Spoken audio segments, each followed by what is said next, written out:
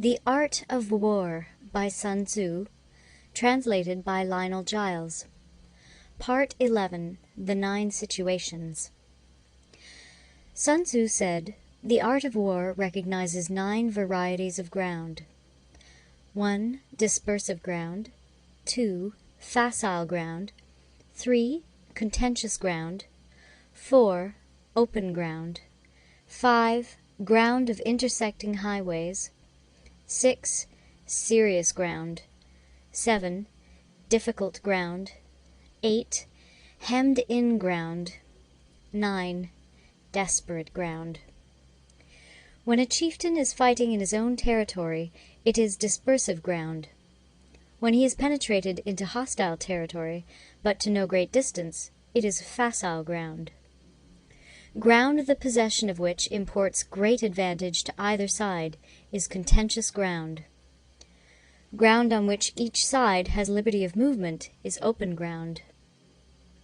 Ground which forms the key to 3 contiguous states, so that he who occupies it first has most of the empire at his command, is a ground of intersecting highways.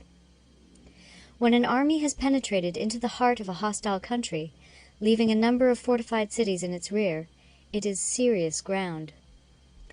Mountain forests, rugged steeps, marshes, and fens, all country that is hard to traverse, this is difficult ground. Ground which is reached through narrow gorges, and from which we can only retire by tortuous paths, so that a small number of the enemy would suffice to crush a large body of our men, this is hemmed-in ground. Ground on which we can only be saved from destruction by fighting without delay is desperate ground. On dispersive ground, therefore, fight not. On facile ground, halt not. On contentious ground, attack not. On open ground, do not try to block the enemy's way. On the ground of intersecting highways, join hands with your allies. On serious ground, gather in plunder. In difficult ground, keep steadily on the march. On hemmed-in ground, resort to stratagem. On desperate ground, fight. Those who were called skillful leaders of old knew how to drive a wedge between the enemy's front and rear, to prevent cooperation between his large and small divisions, to hinder the good troops from rescuing the bad, the officers from rallying their men. When the enemy's men were united, they managed to keep them in disorder. When it was to their advantage, they made a forward move. When otherwise, they stopped still. If asked how to cope with a great host of the enemy in orderly array, and on the point of marching to the attack, I should say, begin by seizing something which your opponent holds dear. Then he will be amenable to your will. Rapidity is the essence of war. Take advantage of the enemy's unreadiness. Make your way by unexpected routes, and attack unguarded spots. The following are the principles to be observed by an invading force.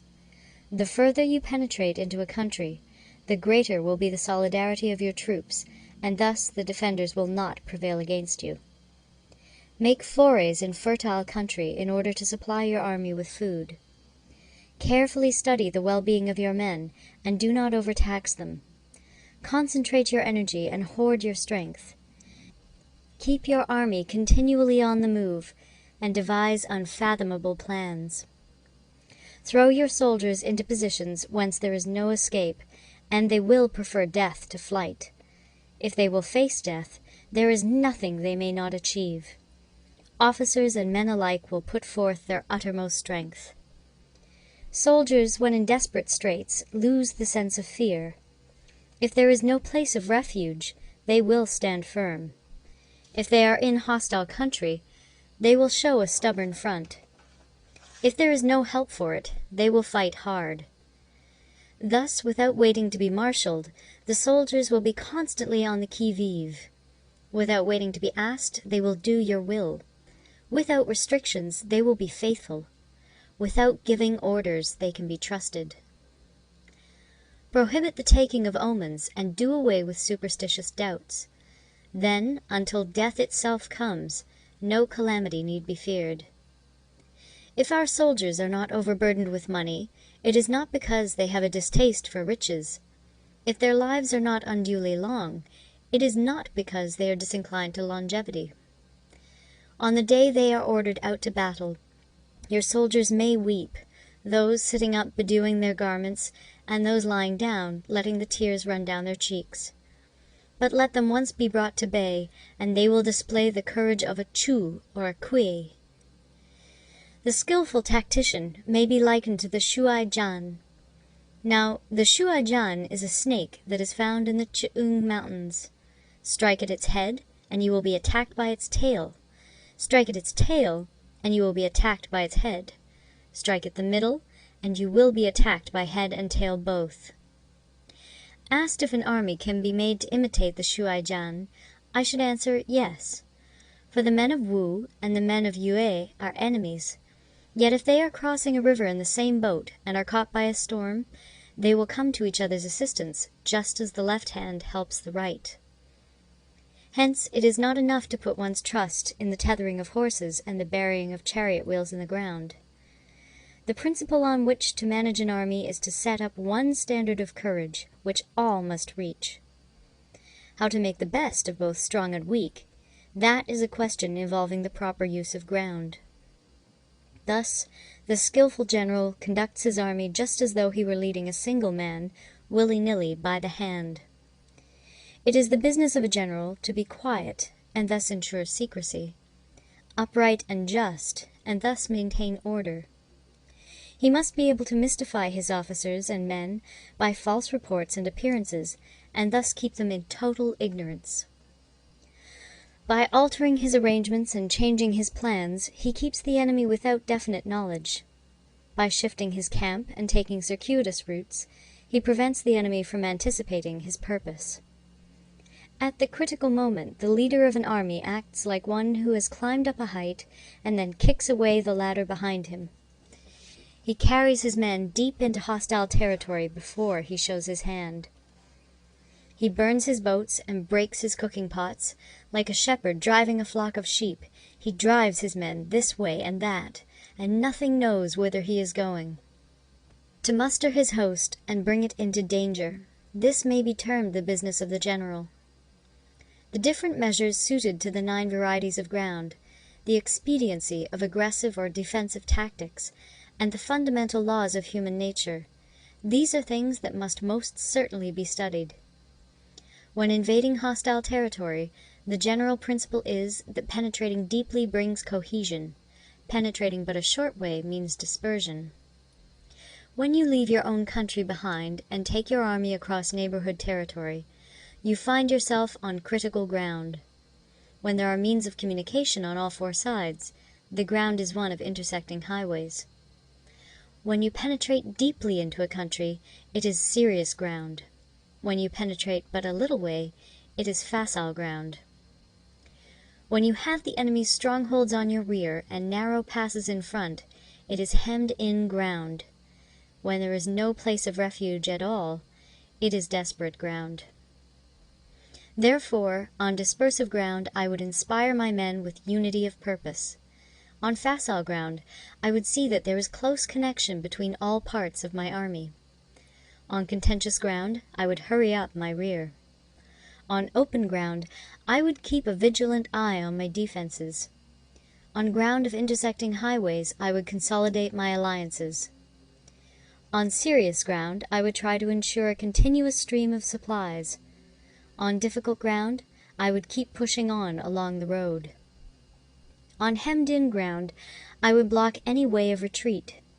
On desperate ground, I would proclaim to my soldiers the hopelessness of saving their lives.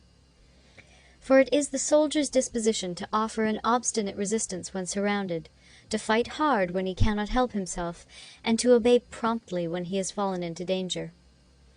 We cannot enter into alliance with neighboring princes until we are acquainted with their designs. We are not fit to lead an army on the march unless we are familiar with the face of the country, its mountains and forests, its pitfalls and precipices, its marshes and swamps. We shall be unable to turn natural advantages to account unless we make use of local guides. To be ignored of any one of the following 4 or 5 principles does not befit a warlike prince. When a warlike prince attacks a powerful state, his generalship shows itself in preventing the concentration of the enemy's forces. He overawes his opponents, and their allies are prevented from joining against him. Hence he does not strive to ally himself with all and sundry, nor does he foster the power of other states. He carries out his own secret designs, keeping his antagonists in awe. Thus he is able to capture their cities and overthrow their kingdoms. Bestow rewards without regard to rule, issue orders without regard to previous arrangements, and you will be able to handle a whole army as though you had to do with but a single man. Confront your soldiers with the deed itself. Never let them know your design. When the outlook is bright, bring it before their eyes, but tell them nothing when the situation is gloomy. Place your army in deadly peril, and it will survive. Plunge it into desperate straits, and it will come off in safety. For it is precisely when a force has fallen into harm's way that it is capable of striking a blow for victory. Success in warfare is gained by carefully accommodating ourselves to the enemy's purpose. By persistently hanging on the enemy's flank, we shall succeed in the long run in killing the commander-in-chief. This is called ability to accomplish a thing by sheer cunning. On the day that you take up your command, block the frontier passes, destroy the official tallies, and stop the passage of all emissaries. Be stern in the council chamber so that you may control the situation. If the enemy leaves a door open, you must rush in. Forestall your opponent by seizing what he holds dear, and subtly contrive to time his arrival on the ground. Walk in the path defined by rule, and accommodate yourself to the enemy until you can fight a decisive battle. At first, then, exhibit the coyness of a maiden, until the enemy gives you an opening. Afterwards, emulate the rapidity of a running hare, and it will be too late for the enemy to oppose you. End of Part 11.